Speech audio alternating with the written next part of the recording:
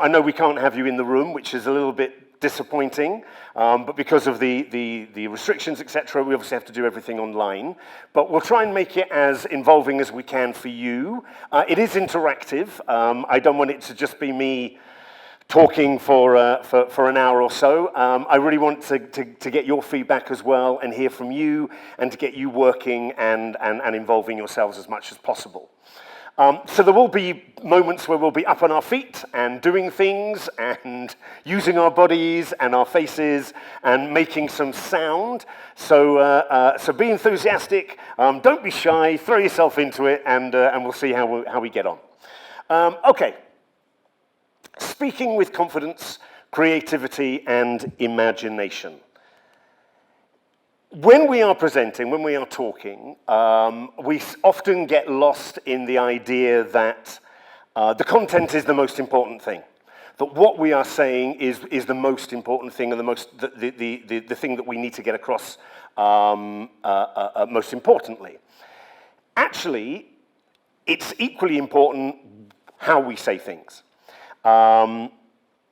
We are all good at listening, we're used to listening, we're used to hearing each other, but it's very easy to get lost when someone is talking and drift off and be thinking about breakfast and shopping and lunch and all sorts of different things, and not really focus on what's happening.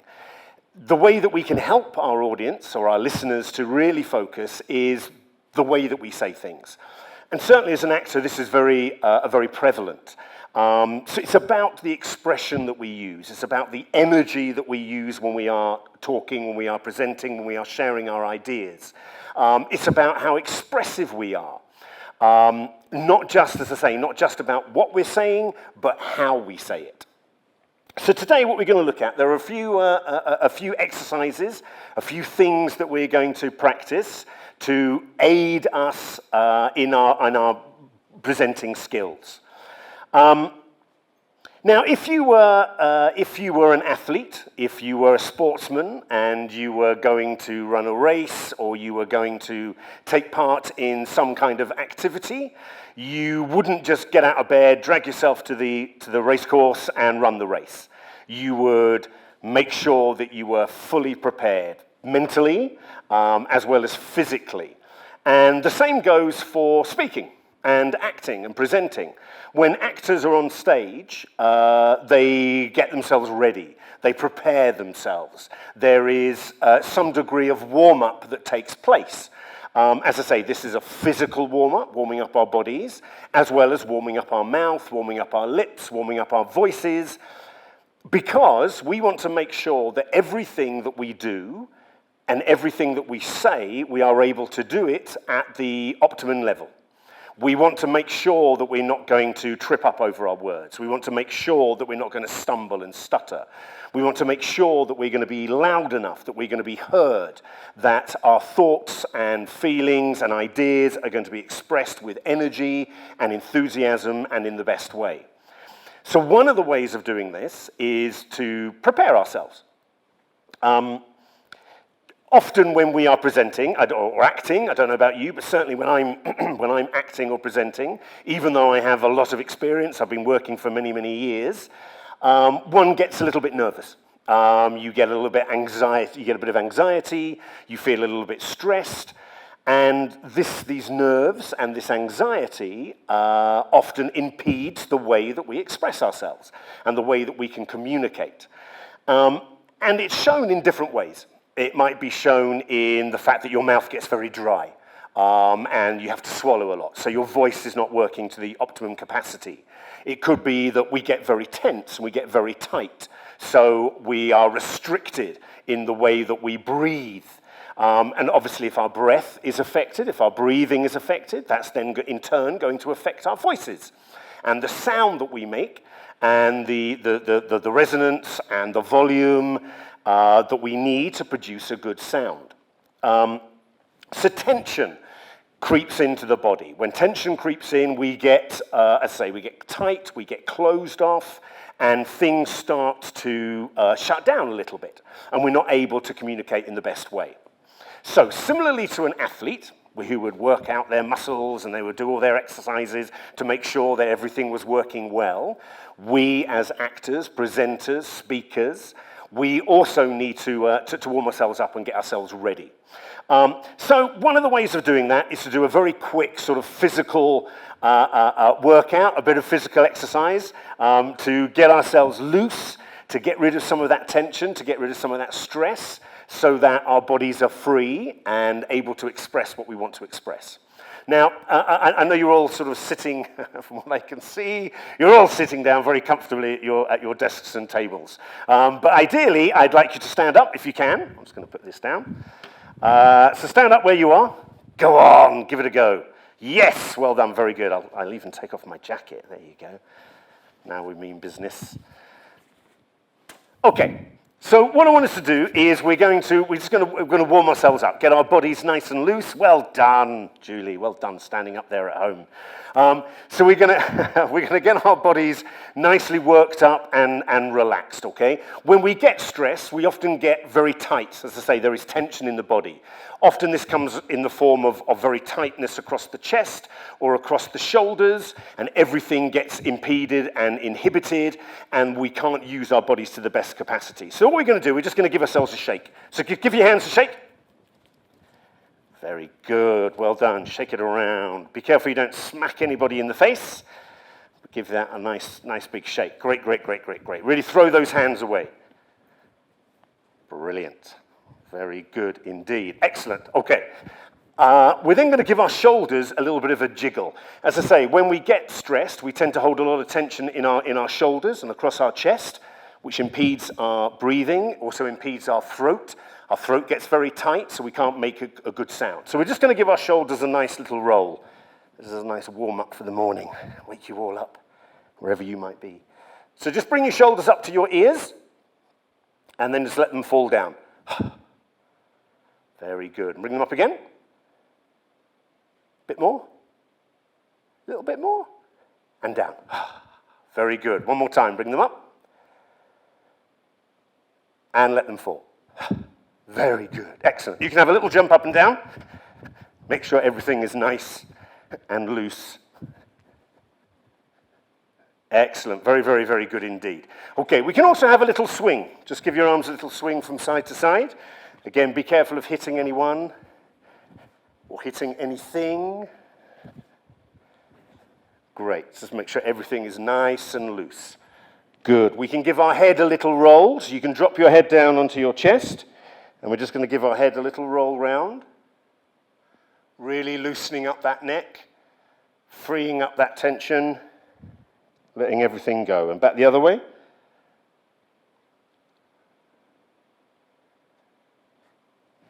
Great. Have another little jump. Excellent. Okay. It's important that we are loose. It's important that our bodies are free so that we can express all the things that we want to express and that our bodies are working the way that we want them to work. Okay, so now we're nice and loose. That's good. We've warmed up our bodies a little bit. The next important thing to warm up, or the next important thing to focus on is our breath. Okay, now obviously we all know how to breathe, so I'm not going to teach you how to breathe. But the breath is important because it supports the voice. When we are talking, when we are presenting or expressing our ideas, we have a thought, we breathe in, and then the idea comes out. So the breath is supported by the thought and the intention that we have, and it's important that the breath then supports the sound. We want to make sure that we have enough breath to carry that thought, to carry that idea, to carry that creative idea that you want to talk about, you want to carry it through. So it's important that we can breathe properly. And again, when we are nervous, when we're a bit stressed, when we're on edge, our breathing tends to go. And our breathing tends to get very shallow. And by shallow, what I mean is we tend to breathe just from the chest. So everything becomes very, very small, very tight, just across here. As you can see, when I breathe, everything comes up. There's also tension across my shoulders. Everything then becomes tight, and once again, we become a little bit restricted. So what we're planning to do is we're aiming to get our breath very low, to get it right down into our tummies, into our diaphragm, which is this dome muscle within our tummy. We're trying to root our breath down so that we are in control of our breath. If anyone does meditation or yoga, you may be familiar with some of these breathing exercises. So what we're going to do, we're just going to do it very, very briefly. We're just going to do a couple of breathing exercises just to really focus the breath, to make sure that we are in charge of the breath and that we are in control of what we're doing. So what we're going to do, we will exhale in a minute, then we're going to breathe in through our nose, and then we're going to exhale through our mouth. So we'll just do it nice and gently. We're just going to do it to a very small count. So we'll just do it to a count of 3, okay? So I'll just show you first. So we're going to exhale. Then we're going to breathe in through our nose, and then out through our mouth. And we're going to let it out nice and gently. We're not forcing anything. We're not trying to push anything. We're not trying to force the breath out. We're just doing it nice and gently and taking control of that breath. So we'll try that one more time. We're going to exhale. We'll breathe in to a count of 3, and then we're going to gently let it go through our mouth. So everybody exhale. Breathe in. 2, 3, and let it go.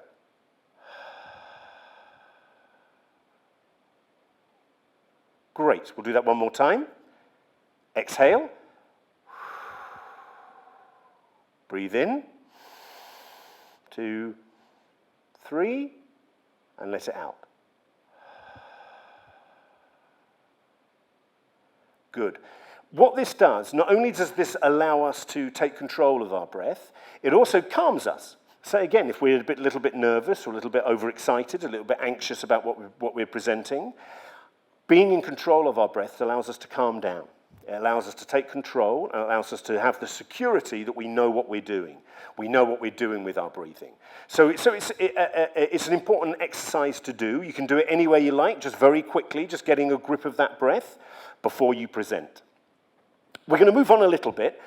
Still looking at the breath, we're going to look at taking control a little bit more. So we will exhale, we will breathe in for 3. This time we're going to release the breath, but when we release the breath, we're going to count, and we're going to count to 10. Okay, so we're going to let it go out nice and smoothly. So let me show you.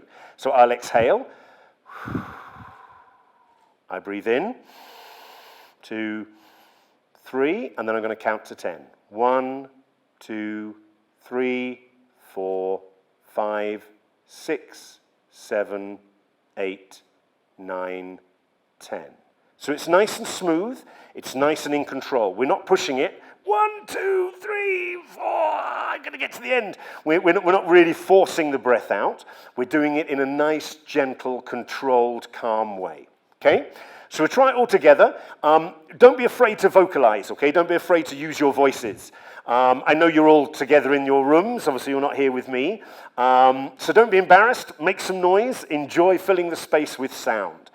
So we will exhale. We will breathe in for 3, and then we're going to count out to 10. Okay, I want to hear your counting. Okay, so everybody exhale. Breathe in. 2, 3, and count. 1, 2, 3.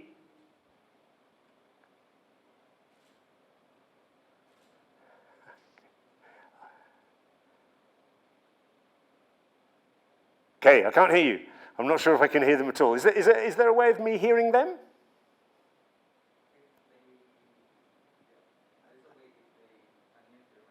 Oh, okay, okay.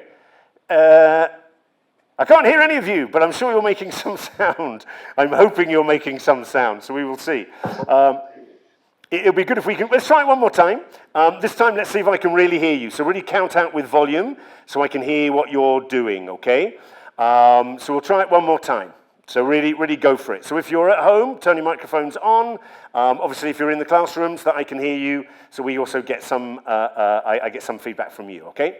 So we'll try that one more time. Exhale, breathe in for 3, and then count to 10, okay? Really taking control of that breath. Nice, big, loud voices. So everybody exhale. Breathe in. 2, 3, and count. 1, 2, 2, 3, 4, 5, 6, 7, 8, 9, 10. Aha! Very good. At last, I heard some of you. Okay, well done. Very, very good indeed. Okay, excellent. You can sit yourselves down for now. Sit yourselves back down. Thank you very much for standing up. So it's just a very, very quick exercise just to take control of our breath, to gather our thoughts, to allow ourselves to be focused, to be calm, and to be concentrated, and make sure that we are in control of our breath. It's funny because when we're talking normally, and we have a thought, and we have something we want to communicate, we don't run out of breath. I don't talk to you, and then suddenly I find myself running out of breath, and I can't finish the sentence that I was going to say. That doesn't happen. It doesn't happen when we're speaking normally. When we are presenting, when we are acting sometimes, it can happen. We tend to run out of breath. So it's important that we have confidence in our own abilities, we have confidence in our own breath, so that we know that we're not going to run out of breath. We know that we're going to have enough breath to finish that thought, to finish that intention, and to create a nice, good, clear sound. Great, okay. So we've warmed up our bodies, we've warmed up the breath a little bit, we're in control. The next thing we're going to do is we're going to look at our face. Obviously, when we are presenting, when we are talking, it is our face and our organs of articulation, mouth, lips, tongue, jaw, that help us to create the sound. And again, like an athlete, it's important that these muscles, these organs of articulation are ready and able to be expressive. So just like an athlete who would exercise and stretch, we have to do the same with our faces. Now, it looks very strange. It's not the most attractive of exercises, but don't worry too much about that. The idea is that we are getting everything working and that everything is mobile and able to work to the optimum capacity. So one of the things we're going to do is we're just going to stretch our faces really, really wide. So I'll show you this again. I apologize for it looking a bit unattractive, but we're going to open our face and we're going to open our eyes and our mouth and we're going to make it as big as possible. So it'll look like this. So we're going to have a really, really big face. I did warn you. We're going to have a really, really big face, big eyes, big mouth, really, really big, as big as we can, really stretching everything open and wide. The next thing we're going to do is we're going to close everything off and make it very small and squeezy and tiny, which will look like this. So you may have a few wrinkles, but don't worry too much about that, okay? Don't worry too much about the wrinkles. So we're going to go from big face into little face, really stretching them. Obviously, if you've got masks on and things, it'll be slightly restrictive, but give it a go, see how you get on in terms of really, really using your face and your muscles, okay? So, do big face all together. Ready? 1, 2, 3, big face. And small face. And big face. And small face. And big. And small. Excellent. Very good. Okay, well done. Very, very good indeed. Okay, so that's woken things up a little bit. It's woken up the muscles in our face. It's woken up our mouth and our lips a little bit more. Yeah, be careful of your jaw. Don't dislocate dislocate your jaw in the stretching. Good. So that's woken things up a little bit. The next thing we're going to do is important. Another part of our organs of articulation that help us to speak clearly and speak well, is we're going to warm up our lips, okay? So we're just going to blow out our lips a little bit like a horse, like this. Okay, again, if you've got a mask on, it'll obviously all go into the mask. We're just going to blow them out a little bit. So blow out your lips.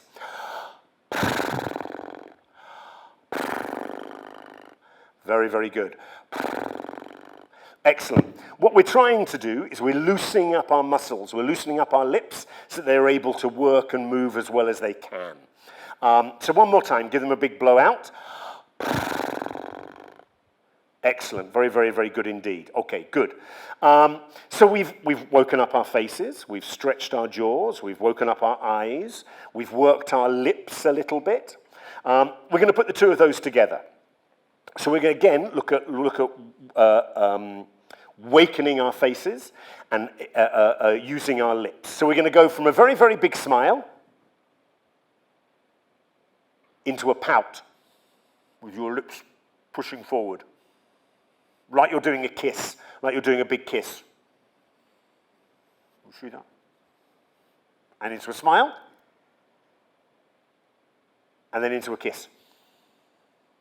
Good. So what we're doing is we are widening our mouth into our lovely smile, as cheesy and big as we can make it, and then we're squeezing it all together into a pout. Okay? Good. So let's have a little practice of that. See how fast we can do this, okay? See how fast we can do this. In and out between big smile, pout. Okay. Are we all ready? Let's give it a go. So, big smile, and pout. Smile, pout. Smile, pout. Good. And now as quickly as you can.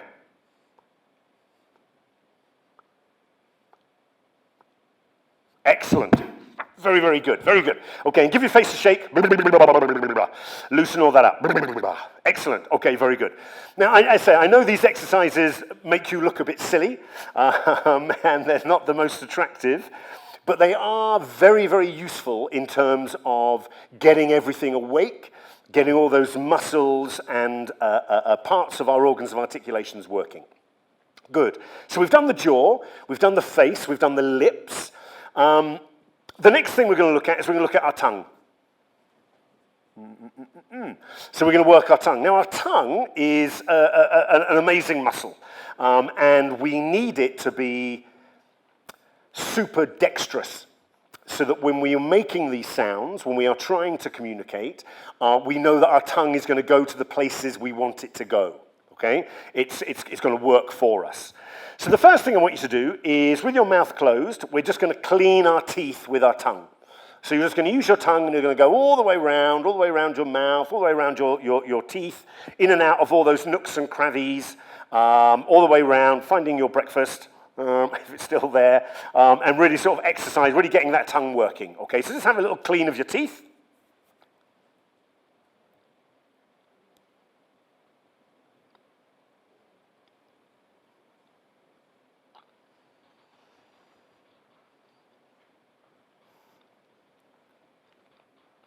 Excellent. Good. Okay.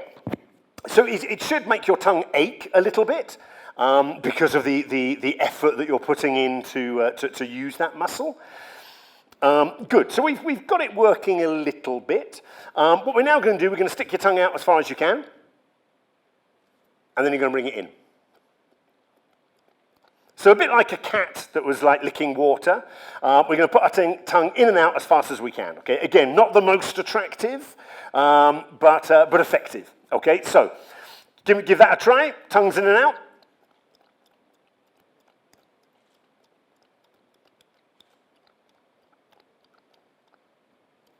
Excellent. Very, very good indeed. Okay, good. Okay, so we've worked up our faces. We've worked our organs of articulation. Our tongue is now warmed up. That muscle is ready to work. Our jaw is loose, is relaxed. Our lips are ready to work and move. So our faces should be ready. Okay, our faces should be ready now to start making some sound, start being expressive. Okay, so we're going to look at warming up the voice. And again, this might seem like something that we do every day anyway. We're all able to speak. But again, it is important that our voices are working the way that we want them to work, and that the sound they are creating is a nice sound. If you've got people listening to you or watching you, you want them to enjoy listening to you.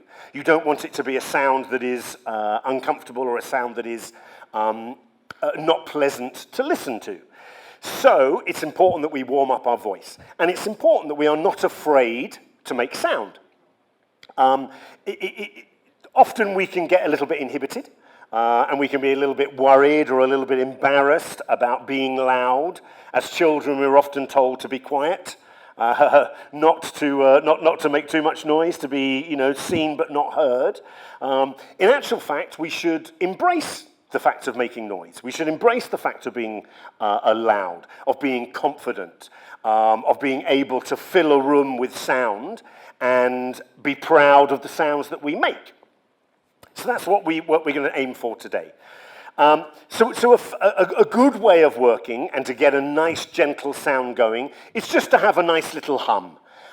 When I say hum, a hum is you put your lips together and you're just going to blow gently through that. It's going to come down your nose and it's going to go into your lips and there's going to be a little sort of buzzy sound. So I'll just demonstrate.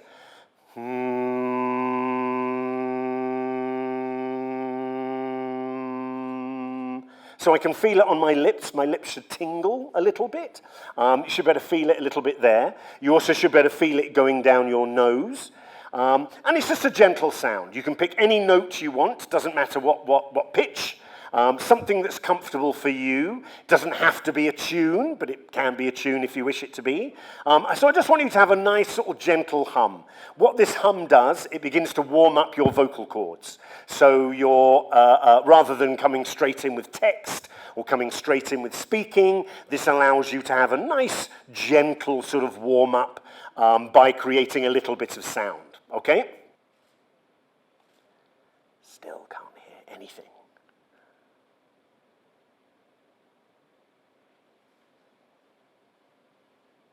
Okay, I'll presume that you're all humming, as I can't hear you, but I'll presume that you're all humming away there nicely. Okay, good. We'll try it again. You can change the pitch, so if you went for a medium note, you might go for something lower, or something higher. So just have a play with the pitch. You can also play, look at going through the pitches.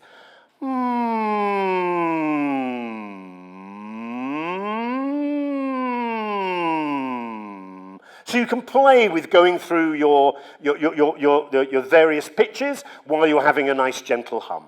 Okay, so everybody breathe in. Let's try that together. Breathe in. Change the pitch and have a little play through.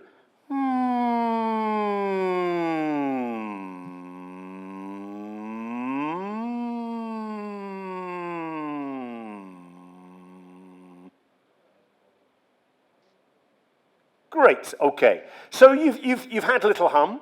You're beginning to work your voices. You're beginning to create a little bit of sound.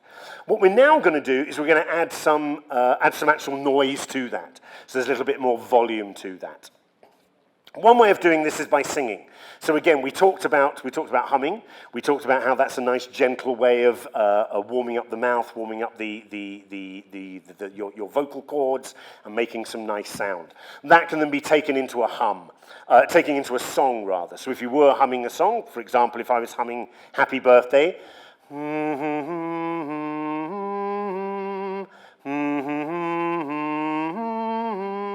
I might take that into a song. Start singing it.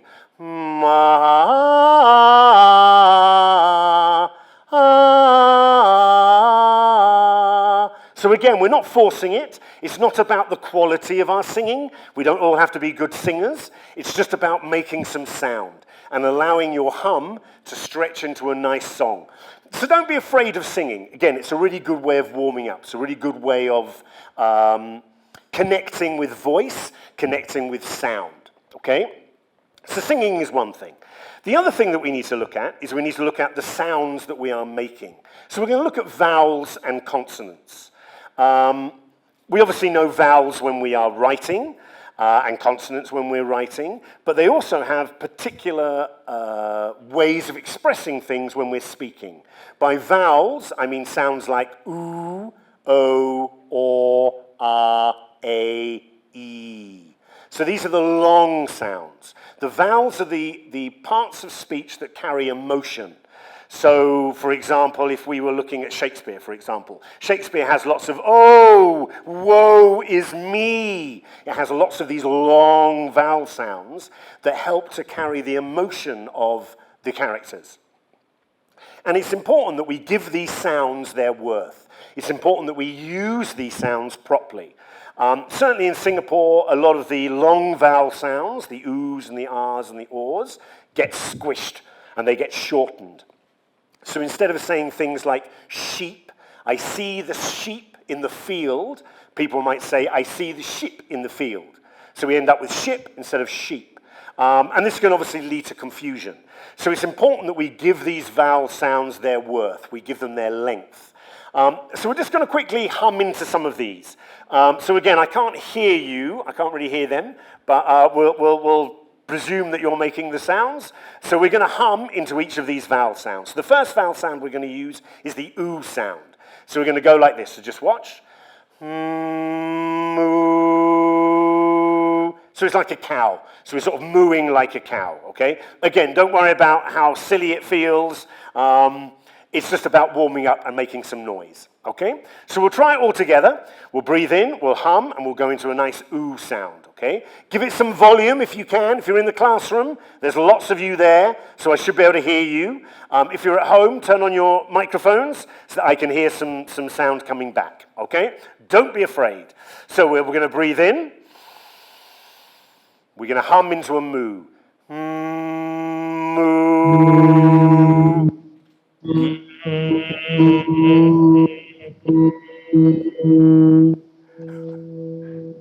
Okay, not bad. Good try. Thanks very much. We got there from some of you, I believe. Okay, very good. So we've done oo. We're now going to look at o. So we're going to go mo. We're going to hum into a mo sound. So everybody breathe in. Lots of volume. Mo.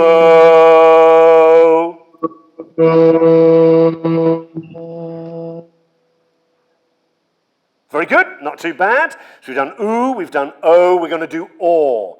So this is a more sound. Again, don't be afraid to use your mouth. Really open up that face, okay? So breathe in.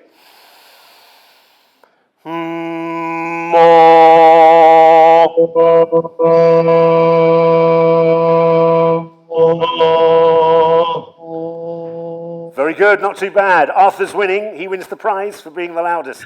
Very good, well done. Excellent. Benjamin's a close second. Good, okay, very good.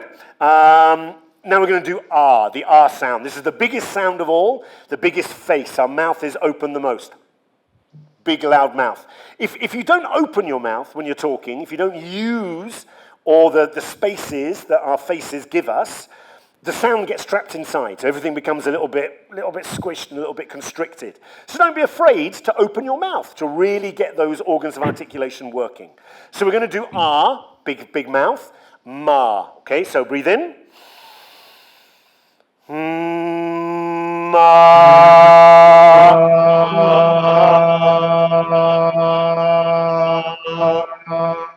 Very nice, good job, well done, excellent. Okay, we've done oo, o, or R. We're going to look at A, may. Okay, so we're going to breathe in. May.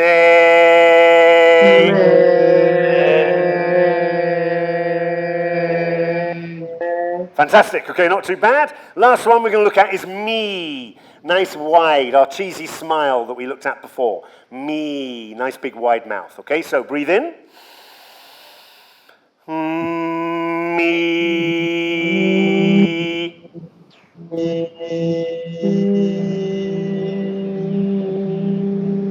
Excellent. Okay, very good. Well done. Good.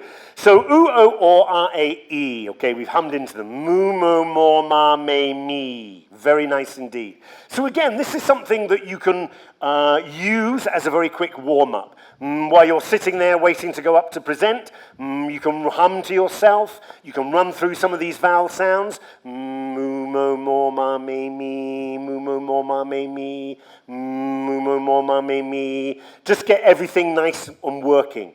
Get that sound nice and rich and reverberating through your body and through your face. Great. So now the vowel sounds that carry the emotion. The consonant sounds are p, t, k, d. All of those types of sounds. These are the sounds that carry meaning. And again, it's important that these sounds are accurate and that we hit all these sounds. We don't want to be dropping the ends of words. We don't want our listeners to be struggling to understand us. We want them to be able to hear us, so we need to be loud enough. We want them to be able to understand what we're saying, so they're not struggling to catch the words that we say. And one of the ways we do this is by making sure that our articulation is clear. and that we hit all of those sounds that we are trying to say. So this again comes down to our organs of articulation. So we're going to look at a very quick exercise, a couple of quick exercises just to warm these up. So we're going to look at a number of sounds. We're going to look at p, p, p, which is the P sound. We use it just by using our lips, just by breathing out. There's no sound, it's just air. P, p, p, p, quite gentle. Okay, we're also going to look at the B sound. This is a bit louder, we still use our lips. B, b, b, b. So we're really working our organs of articulations here. P, b, p, b, p, b, p, b. Good. The other one we're going to look at is a T sound. This is involved using our tongue and our teeth. It's nice and gentle. It's no real sound, it's just our voice and our tongue touching our behind our top teeth. We're then going to look at a D sound. D, d, d. Same place, bit louder, bit more voice. D, d, t, d, t, d, t, d, t, d. Good. So we're trying to make sure that we are very clear in the sounds that we are making. The other sound we're going to look at is the K sound. So a K sound. Again, it's a very gentle sound. We're not trying to force anything. We're not pushing anything. It's nice and gentle. We're then going to add some more voice to it and make the G sound. Same position, we're just adding voice. G, G, the G sound. G, G, G. So we've got G, G, G, G. Excellent. So you can run through all the consonant sounds, just running them through, just practicing. I know we say them all the time, but it's useful to practice saying them and practice hearing them so that we can look at how accurate we are making them. So we're going to use a few of these sounds, we're going to put them together. Okay, so I just want you to, we're just going to run these sounds together. P, T, K, G. So P, T, K, G. P, T, K, G. P, T, K, G. P, T, K, G. So you're just going to run them through. You can do it very quickly to yourself, just working, making sure that those sounds are accurate. P, T, K, G. P, T, K, G. P, T, K, G. P, T, K, G. And you can run it quickly. Again, these are little things that you can do before you get up to present. Okay, they don't have to be big and super loud. They're just little things that you can run through while you're sitting there or waiting to come up to do your presentations, just to give you confidence that your sounds are working, right? Another thing that you can do is we're going to take our two fingers. If your fingers are clean, hopefully your fingers are clean. We're going to take our two fingers, like a sort of gun type shape, and you're just going to bend them in. And then what you're going to do is you're going to put the two knuckles of your fingers, you're going to put them in your mouth. So I'll demonstrate to begin with. Don't put them too far in your mouth, so you're choking, but you're going to put them in your mouth enough of a way for it to obviously cause some kind of restriction. And then what you're going to do is you're going to try and speak normally. Obviously, because you've got half a hand in your mouth, it's going to be very difficult. But you're going to work really hard to try and make yourself understood. Now, you can say anything you like. You might say a poem, or you might say part of your speech, if you've got a speech prepared. You could sing a song, or you could say a nursery rhyme. So I'll demonstrate with a nursery rhyme, and I'll do Humpty Dumpty. Okay, most people know Humpty Dumpty.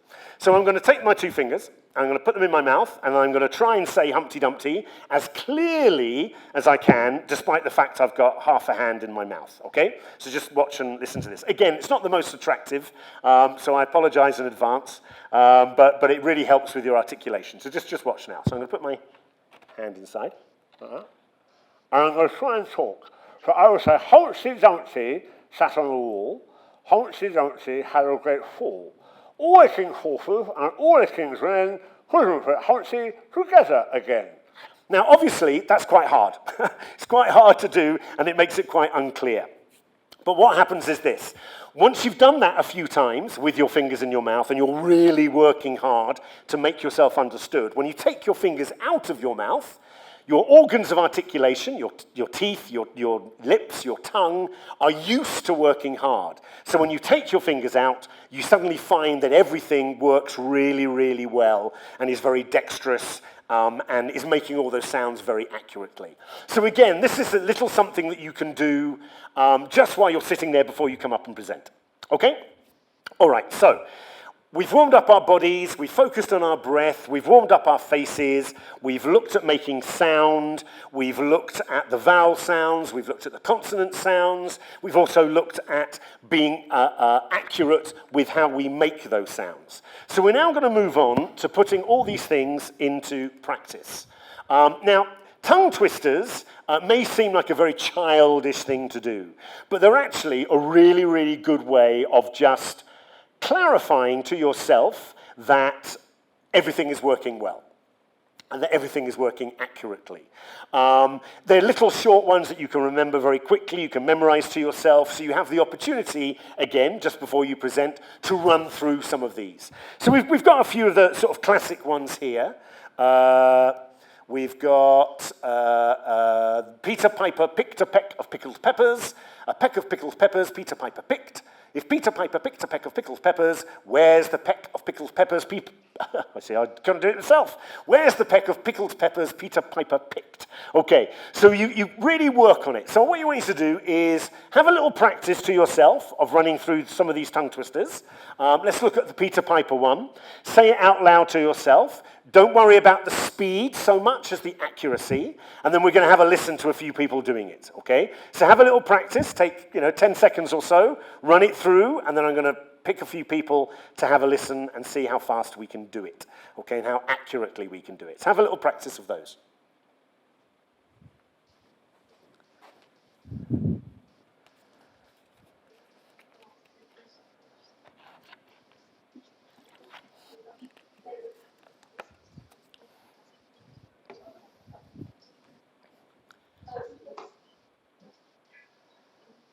Okay, so you probably had a chance to read them through, and are now sitting there terrified, hoping I don't pick you. So let's have a little practice. Any volunteers, first of all, to give it a go? Let's have somebody from one of the classrooms. Gentleman in the yellow t-shirt. Yes! You're the lucky number one prize winner. How are you doing? Fine. Good, okay. Very good indeed. Okay, so why don't you have a little go at Peter Piper picked a peck of pickled peppers. So do it nice and loudly, nice and clearly. Let's make sure that we can understand and hear everything, okay? Deliver it with confidence. Off you go. The blue one? Yeah, the blue one. Do the blue one. Peter Piper picked a peck of pickled peppers. A peck of pickled peppers Peter Piper picked. If Peter Piper picked a peck of pickled peppers, where's the peck of pickled peppers Peter Piper picked? Yay! Very good. Well done. Not bad at all. Yeah, good job. Well done. Thank you very much. Okay. Now, and well, that was great. It's not an accent thing. Okay. It's not about. Obviously, I'm from England. I think my friend there is. I'm presuming you're from France. Because of is that correct? Okay, yeah. So it's not about changing one's accent. It's not about trying to turn you into the Queen of England and having to speak all beautifully and lovely. It's not about that. So it's not about changing who you are. It's about making sure that the sounds that you make are accurate and clear. Okay, very good. Let's have somebody else. Let's have somebody from 1C4, whatever that is. Okay, anybody there? From one of the other classrooms? I'm trying to see. Somebody from one of the classrooms volunteer? From one of the other classrooms? Come on, don't be shy. Yes, okay, someone put their hand up. Great, let's do you. So you'll have to be nice and loud, I think. Let's give Peter Piper picked a peck of pickled peppers a go.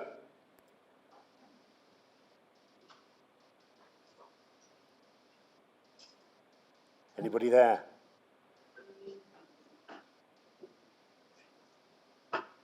Nope, can't hear you, sorry. Okay, so let's go for somebody else. Benjamin. Yes. Hello, Benjamin. You've been paying great attention and joining in with all the exercises. Yeah. So let's give Peter Piper picked a peck of pickled peppers a go, please. Yeah. Peter Piper picked a peck of pickled peppers. A peck of pickled peppers. Peter Piper picked. If Peter Piper picked a peck of pickled peppers, where's the peck of pickled peppers Peter Piper picked? Not bad. Well done. Pretty good. Well done. Excellent. Okay. So, so again, there's a few things. These are just a few fun exercises that you can have a little look at. Okay. Let's do one more. Let's try. She sells seashells by the seashore, and the shells she sells are seashells. So this is a tricky one because we've got the S's and the sh sounds as well, so it's quite tricky. So it's the green one, okay? So let's go back to the classroom, and let's have the lady in the pink at the front of the screen. Hello. Hello. How are you doing? You okay? Yes, I'm okay. Good, good, good. Okay. So do you want to jump in and give the green one a try? She sells seashells by the seashore, and the shells she sells are seashells. Okay. She sells seashells by the seashore, and the shells she sells are seashells. Oh, not bad, not bad. Pretty good. Give it one more go. See if you can do it a little bit faster. She sells seashells by the seashore, and the shells she sells are seashells. Very nice. Well done. Not bad at all. Good job. Excellent. Okay, let's have somebody else. Julie, let's try you.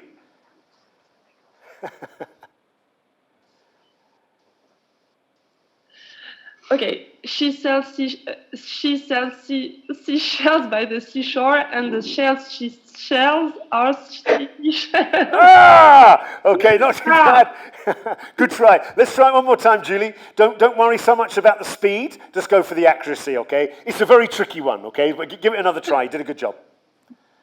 Okay, she sells seashells by the seashore, and the shells she sells are seashells. It's too hard for me. I'm sorry. No, well done. Very good try. Very good try. It is very tricky. It is very difficult. But as I say, I know they feel a little bit childish, and you know we associate them with children's games and play and things like that. But tongue twisters are a really, really good way of getting everything working and practicing and putting into practice all those exercises that we've done previously. So it's worth sort of memorizing a few and just having a few in your head that you can just run through, again, to give you confidence, okay? Great. Thank you, everybody, for being good sports and joining in. Okay. So we've looked at the accuracy of sounds. We're now going to look at how we colour the words. As I say, it's important when we present that we are energized and enthusiastic and are able to colour our words with expression to make our audiences and our listeners want to pay attention and sit up and take notice of what we're saying. So we've got a couple of two pieces of prose that we're going to look at. We'll just look at these very quickly. So just have a quick read through of these, and again we'll just have a few people to have a little go at it and see how we get on. So just have a quick read through of this one.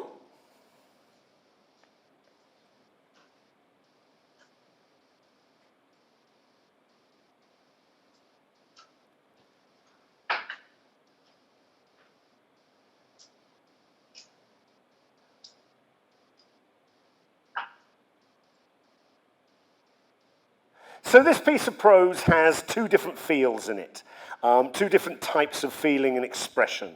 The first one is a little bit scary, perhaps. They're talking about, you know, the wind blowing, the doors shaking, some sickly spectre, some ghost coming towards the house. And then the second half is something a little bit more relaxed, as Lady Penelope languidly sipped on her lemonade. So it becomes, there's a different feel to it. So again, if we were to colour these words, if we were going to try and colour these words with the most expression that we can, our tone, our pitch, our pace, the way that we colour the words would be different. So for example, if I was to read the first one in a scary way, with a low moan, the wind round the house, rattling the windows and shaking the massive oak door until the iron bolts gave way with a resounding shudder. The sickly spectre, now quite clearly defined under the yellow moon, appeared from the forest and glided towards the house. Meanwhile, in the drawing room, Lady Penelope languidly sipped a long cool glass of lemonade while listening to the dulcet tones of the flute played by her elegant companion. So there are two very distinct feels. There is the fear, the danger of the first half, and in the second half it becomes much slower. I slow my voice down. I change the tone. I become a little lower, a bit deeper. I stretch out some of those vowel sounds. So although when you are presenting, obviously you're not reading a piece of prose like this, but you can still color your words. You can still find the expression and the emotion and the feeling within what you're saying. We'll look at another one. So this is something slightly different. This is about a football match.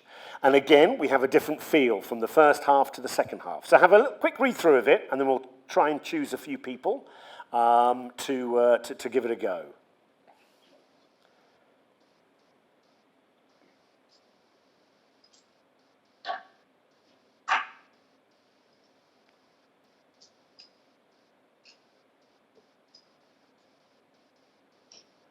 So let's have a little go at this and see who can read it through and see if we can really color those sounds. Okay, let's go back to my favorite classroom. And what about the gentleman in the white shirt with his back to me? Yes, hello. Hello. Nice to see you. Okay, very good. All right. So I'd like you to have a little read of this piece here. And again, really try to encapsulate the feeling and the energy of it. So the first half, there's a football match going on. I don't know if you're a football supporter. I am a football supporter. I love watching football, Premier League. So I can relate to the excitement of the football match. And then in the second half, we have something a little bit calmer as the men relax in their post-football match bath. So I want you to read it out loud for me. Lots of energy, lots of volume. Really try to find that expression and color in the words. You might want to stand up, actually. Do you want to stand up for me? Yes. Okay. Stand up. Yes. There you go. That's it. So you can really get your body involved. So let's have a little go of it. Read it through for us. Really try to color those words. Off you go. Okay, so for me, the first half is more red or purple. Which one are you reading?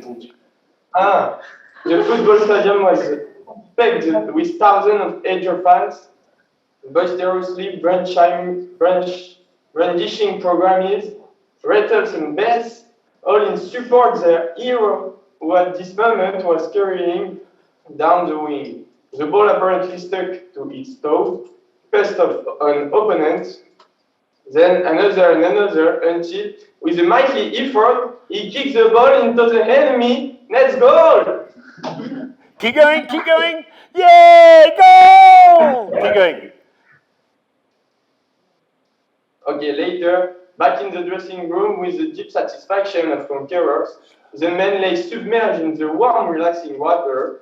The steam rose like mist around them as their aching muscles soughed. Away from the noise, the crowd with only the low murmur of congratulation, many succumbed to sleep. Okay, very good. Well done. Give them a clap. Good job. Okay, thank you very much. Yeah, good job. Okay, so we've got, again, two very distinct differences. And the way that we create that atmosphere and create that mood is by changing the way that we speak. The pace that we speak at, the speed. The first half is a bit more exciting. They're playing the football game. They're going to score the goal. Goal! There's an energy to it. The second half is slower. We slow everything down. Everything becomes lower in pitch, lower in tone, and everything is dragged out a little bit. So we can really color what we're saying by how we change our voices. And it's important that we do that when we're presenting as well. The next slide we're going to look at, again, we won't necessarily touch on this now, but it's an important thing, important exercise that you can use to really help you practice coloring your words. I don't know if any of you have children. You're all very young, so probably not. But reading children's stories to children is a really good way of practicing how we we use our voices and how we colour those words. So this is an extract from a children's book called We're Going on a Bear Hunt by Michael Rosen. And again, when we are reading to children, we have to make it exciting. We have to make it interesting. We have to really feel all those feelings that we want the children, the listener, to feel. Because children will definitely tell you if they're not interested. They'll be up and off, and if they're bored or they're not involved in the story, you will absolutely know. So in order to get them involved, we have to overly colour what we're saying. And you can use any children's book for this. You can pick anything up, or a nursery rhyme, or a poem, or anything you like. And again, really practice reading it as if you are reading to very, very small children, because it really helps you to, again, colour those words, find the variety, changing the pitch, changing the tone, really using all those sounds so well that we make it interesting for our listeners to hear. The last thing we're going to look at today, obviously I'm an actor, I'm from England, I've been lucky enough to perform in lots and lots of Shakespeare plays. So I wanted to finish with a piece of Shakespeare. Shakespeare himself is such a genius of a writer, and he's a genius not just because of the stories that he created, but the way that he uses language as to what the meaning of the words are. So again, exactly as I said at the beginning, it's not about what you say, it's about how you say it. This is a speech from Romeo and Juliet. I'm sure most of you are familiar with Romeo and Juliet. This is the opening speech, the prologue. When Shakespeare wrote his plays, the audiences that he were writing for were quite sort of boisterous, they were quite lively, they weren't the well-mannered, polite audiences that we get today. So he needed something that was going to grab their attention, that was going to make them sit up, make them listen, make them pay attention to what was being said. And as the prologue of the Romeo and Juliet, this was the first thing they heard. So it needed to be something that was going to make them listen, that was going to make them quieten down and pay attention. And it's really like a trailer. It's like a trailer for Romeo and Juliet. It's telling us the story. It's telling us about what's going to happen, what we expect to hear, what we expect to see in the rest of the play. So it's similar to a sort of a cinema trailer that we would get today. It gets us excited and gets us listening. And what's interesting about this piece is, it uses all of those exercises, all of those techniques that we've looked at today. It uses lots of the long vowels. Two households, both alike in dignity, in fair Verona, where we lay our scene. We've got lots of those long vowel sounds. It's also got all those consonant sounds. Civil blood makes civil hands unclean. Misadventured, piteous overthrows. We really need to get all our organs of articulation working. We've also got the emotion that we can put into it, the expression, colouring the words, the fearful passage of their death-marked love. We can really colour it, really using that expression. So again, Shakespeare is a very, very useful tool if you can memorise a little bit of text, just to get everything working and to put everything into practice. I'll give it a read-through for you, just to show how we can colour it, how we can really use this text to grab our audience and put into practice all those things that we've been looking at, okay? I know we're nearly out of time. So, two households, both alike in dignity, in fair Verona, where we lay our scene. From ancient grudge break to new mutiny, where civil blood makes civil hands unclean. From forth the fatal loins of these two foes, a pair of star-crossed lovers take their life, whose misadventured, piteous overthrows do with their death bury their parents' strife. The fearful passage of their death-marked love and the continuance of their parents' rage, which, but their children's end naught could remove, is now the 2 hours' traffic of our stage. The which, if you with patient ears attend, what here shall miss, our toil shall strive to mend. So it really works in getting all those sounds in place, really putting into practice all those exercises that we've looked at, and it really helps us to colour those words. So lastly, just to finish up, it's so important that you present your ideas. I'm sure you've all got fantastic ideas. You know, you're all brilliantly bright young people that have great imaginations and are super creative. But it's important that you present those ideas in the most effective way that you can. And that is with creativity, that is with energy, that is with clarity, which gives you the confidence and enables you to really color what you're talking about and color the way that you're speaking and the way that you're presenting.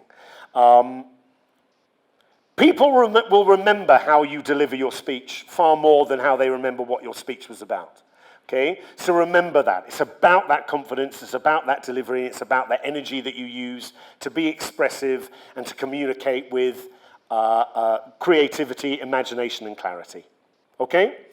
So thank you for this morning. Thank you for those who took part. If anyone's got any questions or anything that they would like to feedback on, or any feedback or anything they would like to say, please, please do.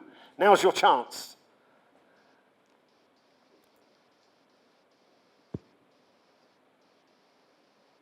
No, well, thank you very much for joining in, and thanks for your time. Thank you very much. Thank you, Daniel. I'm alone, sorry. Huh?